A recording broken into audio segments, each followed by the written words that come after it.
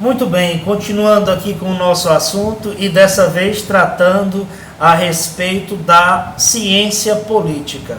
Só lembrando que o modelo de pensamento filosófico ele estabelece uma premissa, um esteio, ou seja, uma base para entendermos a concepção de povo, de sociedade, de Estado organizado e mais posteriormente, à frente, veremos a questão da administração pública moderna. Mas é interessante que a fundamentação para esse bem comum, esse pensamento, começou com um pensamento filosófico.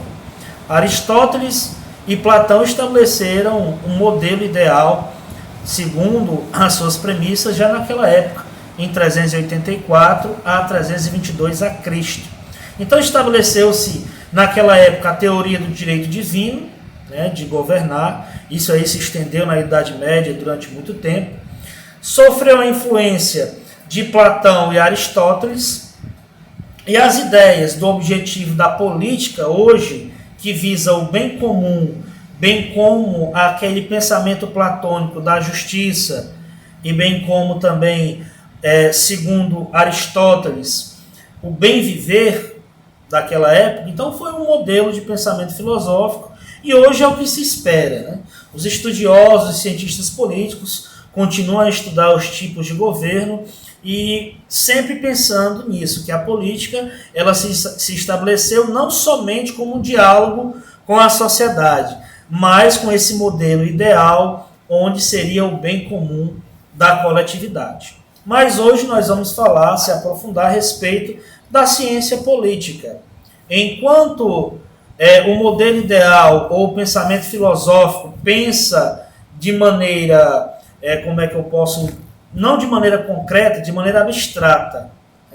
Para resumir, o pensamento filosófico ele vai pensar de maneira abstrata, com base em Aristóteles, com base em pensadores e filósofos da época, até a Idade Média. Daí então, especialmente na época de Nicolau Maquiavel, nós podemos entender a concepção do Estado como realidade, o Estado real ou o realismo. É interessante que Maquiavel, de 1469 a 1527, Maquiavel, inclusive com a sua obra O Príncipe, e também outros conceitos literários, também para se aprofundar um pouco mais à frente, Kant e outros pensadores, passaram a abrir aí o espaço para o pensamento real, um pensamento realista. Ora, ao final de contas, se o modelo filosófico pensa de maneira unicamente abstrata, o modelo ideal do que seria a política e a sociedade, a ciência política vai passar a estudar de maneira concreta, ou de fato, como é realmente. Por isso que existem estudos acerca do pensamento de esquerda, do pensamento de centro-esquerda, do pensamento comunista, ou seja, marxista, e bem como também o pensamento conservador ou da extrema-direita. Existem estudos nesse âmbito, em campo ideológico, e também a ciência, de fato, como cada governo se comporta. Um governo extremamente ou unicamente nacionalista, um governo de cunho socialista ou um governo neoliberal, com abertura de capital, de consumo, enfim. Existe a diferença entre o pensamento ideal, ou seja, aquele pensamento abstrato, que se atém um pouco mais só à filosofia, e existe a ciência política de fato, que vai passar a estudar esses parâmetros da política e da sociedade de fato como são, inclusive estudando de maneira objetiva os governos. E aqui no nosso conteúdo, a gente tem os parâmetros aqui na Antiguidade Clássica a respeito da ciência política. E o realismo inicia aí com Nicolau Maquiavel, que abriu premissas aí para entendermos a realidade de como é de fato a governança, a diferença entre governo patriarcal, entre governança pública, enfim. Maquiavel abriu as premissas para que se pudesse estudar a ciência política de fato. E nos conceitos desenvolvidos, nós temos aqui a gente compara a tradição medieval teológica com os imaginários perfeitos daquela época do pensamento filosófico. Então, ele passou a comparar isso e a estudar a realidade dos governos daquela época. E em 1513, ele escreve a visão realista da teoria política com o seu livro, né, o seu conto, O Príncipe. E também é interessante que Nicolau Maquiavel, ele também é conhecido como maquiavélico, né, como ele passou a estudar a teoria do realismo de fato e estabeleceu aí uma base forte para entender a política como ciência. Aí você pode até me perguntar, você que está assistindo essa microaula conosco, instrutor, mas para que raios eu quero saber da ciência política? Bom, quais cidadãos nós temos o dever de conhecer da teoria, dos agentes políticos, do modelo ideal de ser, até para nós entendermos aonde que nós estamos na corrente do tempo como cidadãos. E especialmente você que está fazendo o curso conosco na área da administração pública, nós precisamos entender os fundamentos políticos para entendermos a concepção de serviço público e de governança pública. E também os conceitos do estamento da administração pública como um todo. Então é muito importante se ater a esse conteúdo.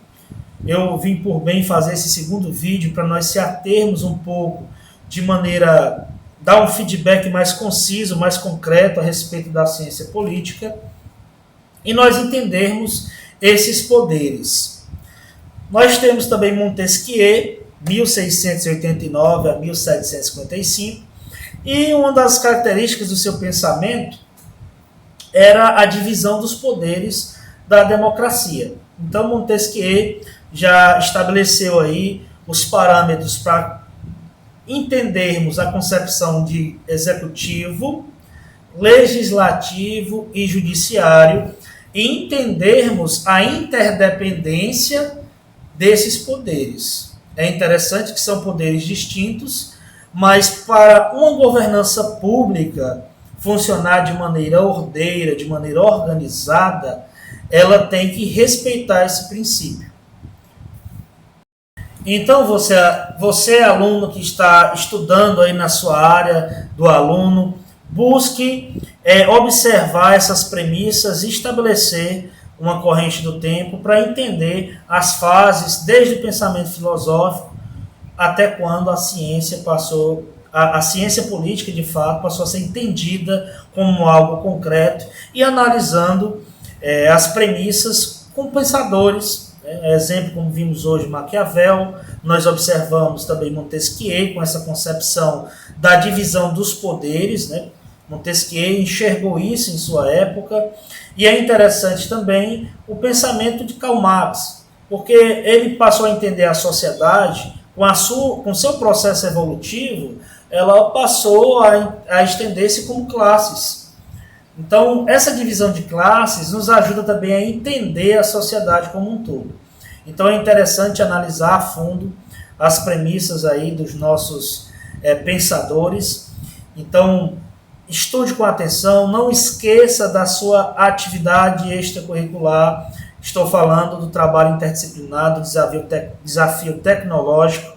Esse desafio vai te ajudar no teu autoestudo, então não deixe a se ater nisso. Lembrando, pensamento filosófico resume-se em pensamento abstrato ou um modelo ideal do que seria a política de fato, mas ela estabelece uma linha tênue e uma base para entendermos a política como ciência e como algo concreto. Porém, a ciência política ela estuda quão realista ela é, como os governos se comportam, como é a governança pública, o que é o Estado de fato, que o Estado ele é um provedor para a sociedade e ele é o fundador da sociedade civil. Já, como dito antes, o pensamento filosófico, ele se restringe a âmbito de pensamento do que seria o ideal. Obrigado pela atenção e bons estudos.